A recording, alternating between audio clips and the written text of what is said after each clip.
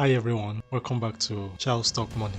If you're looking for how to grow your wealth through stock markets, you're in the right place. Today, we are diving deep into the latest compendium of broker recommendations for 7th to 10th April 2026. Now, I know that this chart may look like a giant bowl of alphabet soup with all those buy, sell, and hold, but don't worry.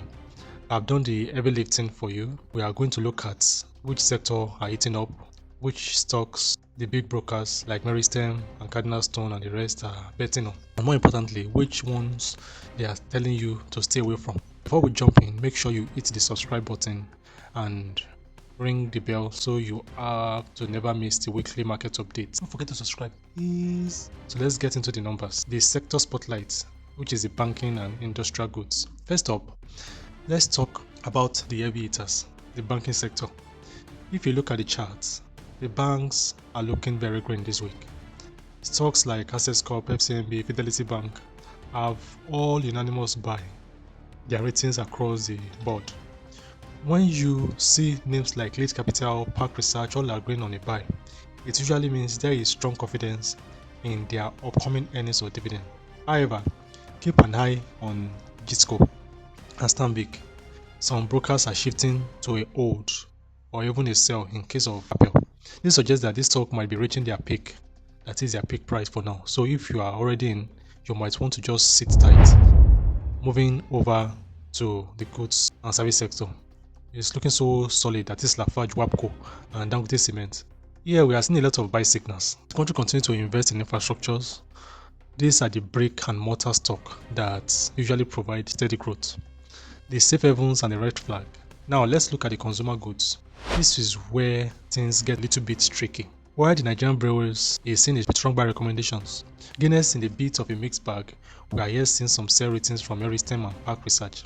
This tells us that the sector is facing some pressure, especially from rising cost of living and inflation affecting how much people are spending on these commodities. One sector that is looking so surprising here is ICT. The MTN is a sea of green. Almost every broker says buy. Almost every buyer says buy.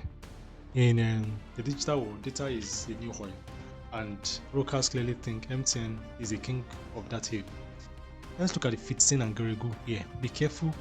We are seeing sell recommendations from Lead Capital and Apple. This doesn't mean the companies are failing. No, not at all. But this might mean the stock price is currently overvalued compared to what the company is actually making. I want us to understand these terms. That buy doesn't always mean you should spend all your money buying it. Buy, the brokers believe that the stock is undervalued. They expect the price to go up so you can buy. To hold, the brokers think the stock is at a fair price. Don't buy more, but don't sell what you have either. Just stay put. Also, we have the sell. They believe the stock is too expensive right now, or that the bad news is coming. It might be time to take your profits and run. Under review is UR.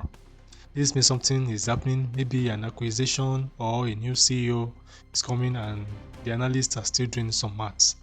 So when you see stock like Transcorp in the conglomerate section getting buy rating for everyone from backup to Apple, there is what we call consensus, where everyone agrees.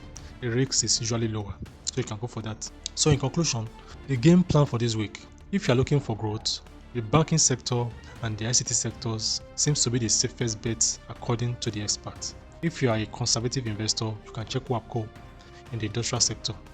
It's showing some stability. But remember, these are recommendations from brokers, not guarantees. Always do your own research and never invest money you can't afford to lose. I have the link in the description for more. If you want to study the table for yourself, you can check it in the link in the description. Which of these holdings are your portfolio?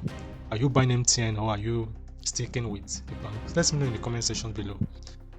I try to respond to as many as I can. Don't forget to like this video if it helped make sense of the market to you. So I'm Charles and this is Charles Talk Money. I will see you in the next video. Keep growing your wealth, and on this note, I say, have a great day.